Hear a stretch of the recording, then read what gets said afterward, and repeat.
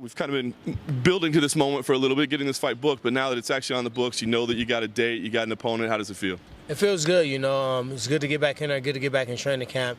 Training just to train is never the same as training with a purpose and training with an opponent. Yeah.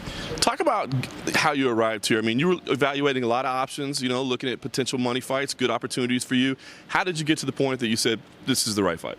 You know, like I said earlier this week, you know, certain fights that I think cement my legacy. Obviously, fighting Wonderboy again, maybe in the future fighting Robbie Lawler again, fighting one of the Diaz brothers, maybe Conor, maybe Bisping, and definitely George St. Pierre. If I can sustain victories against those guys, I'm a 100% a Hall of Famer. So I knew the fight against Wonderboy would take place. I didn't know that it was important to necessarily have it run it immediately right back.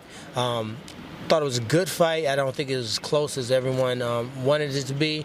Everyone was in emotion and in the moment. It was great. Everyone was on their feet. But at the end of the day, I can look in the mirror and say, hey, I feel like I was victorious in that bout, and I can move forward to the next chapter and take on a Damian Maia or whoever they had next for me.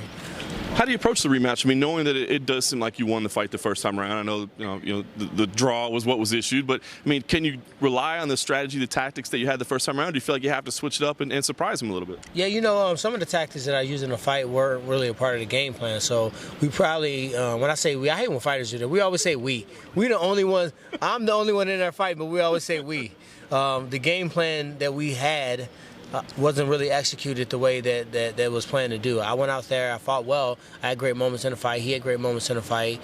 There's things that I planned on doing that I didn't do. So I can now bring those things into the game plan, and I also get to continue and expound upon that performance. I get to train more with people in his world and learn it even better. So for him, it's easier for me to learn how to defend and neutralize his striking than it would be for him to learn how to offensively wrestle me or defend my takedowns. Yeah, I was going to actually ask you about that. Do you think it'll be easier, a little bit easier the second time around? Because I think one of the unique things about him is he does bring such a unique style and, you know, an attack way, that sort of thing. I mean, is it easier now that you've seen it for 25 minutes? I mean, I wouldn't say easier. You know, at the end of the day, I think you can always do better in the next fight. I think he's probably going to want to throw more kicks and feint more and utilize some more of his striking to be more aggressive.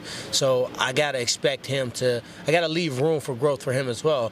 Now, granted, like I said before, just with striking and wrestling is such a different monster, you can't bridge a gap of high-level wrestling that quickly. Striking, you can. With the wrestling mentality, you can at least build up a strong defensive base where you're not getting hit with every single kick. If you remember the fight, he didn't really kick me that often. And every fighter before me, you know, he was able to, you know, really confuse him. They were blocking the kicks incorrectly. And it's not incorrect for Muay Thai, but it's incorrect for his style. Kicks that are wrapping around your neck and hitting you in the back of the head. So with that said, that's all in the back of my mind. I put myself in the best situation. I got the best training partners for this fight. And, you know, I just don't think he's going to have someone that can mimic me. And of course, I do have to ask you about your comments that you made yesterday. I just want to ask you about the genesis of where that came from. You know, the issue of race maybe playing a role in how you're promoted or other fighters are promoted in the UFC. Can you just talk about, you know, is that something that's been weighing heavily on you? And is it, you know, was it maybe just a moment, or is that something that you feel really strongly about? You know, it's something I feel strongly about because I think about Martin Luther King. I think about, you know, Muhammad Ali. At that time, they didn't know they were going to be public figures. They didn't know they would be people that you remember down the road. But if you think about it, I've beaten so many guys who have great brands and great reputations. How do you beat that person and technically consume their talent and consume their power, and then you still are this fighter, you know, that's not a high-profile fighter? You know, Carlos Condon, Robbie Lawler, Paul Daly, Josh Koscheck, you know, even you can even say they compete against Wonderboy. How do I have to continue to excessively prove myself and always be the underdog? You know, I don't get the respect that I deserve, and that leads me to believe that maybe it is a color issue.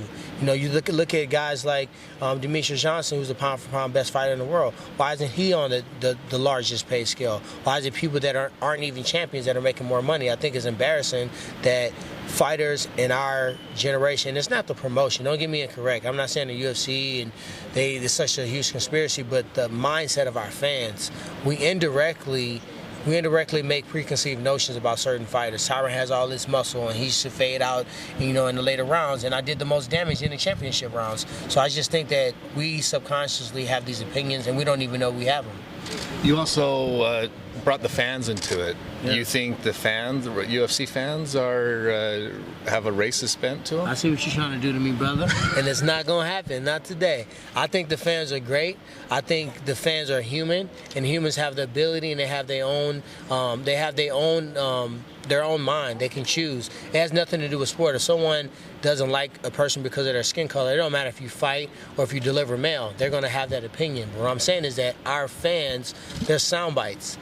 At times, they're great. At times, they're amazing. But if you look at the individual that's behind the desk, that's typing and, oh, you need to train this way, you need to fight this person, how much time are they spending on their life and their purpose and their journey and being successful in their, their respective field? So I don't say MMA fans are racist at all. What I say is that fans are opinionated expressively because we're the only professional sport that give them that access. So these people already have these ideas in their mind. It might be positive, it might be negative, but since we give them so much access and we sit here and do these scrums and we go walk freely through the MGM Grand or whatever hotel and they can shake our hands, take pictures, we have these long lines of free autograph signatures for these guys. We give them that platform and now they feel like, hey, I bought a pay-per-view, so I bought a share in Tyron Woodley Fighting LLC. And now I own a piece of your company. Since I bought one pay-per-view, I should tell you how you should fight, who you should fight, when you should fight, and when it's time for you to get a big money fight. And that's really what I was leaning towards. Do you think you give some of the keyboard warriors too much credence in what they say and in reacting to some of the garbage that they say? No, I feed it to them. It wasn't an accident. My interviews weren't by accident. My sound bites I gave weren't by accident. I gave 4 or 5 statements that I know that are headlines by themselves, and that's on purpose. I'm in the business of promoting myself because I'm my own fighter. This is my career, and nobody's gonna look out for me better than me. So I did it on purpose. Whether you hate me, whether you want to see me win, whether you think I'm the best welterweight in the world, whether you think freaking Wonder Boy's about to spin and kick my head off my neck, you're gonna watch me fight, and that's what it's all about. Going out there, doing what I do, fighting for my family, fighting for God, fighting for the young kids that need some inspiration. And then on top of that, I guarantee you a lot of those fans who want to hate me so bad, they don't know me. And once you get to know me a little bit better, those people start to appreciate it. And that's why I do my series. You guys can go on YouTube, check out the Champ Life, Champ Camp. It's an unfiltered version of me. If you really want to hate me after you know me, I'm good with it.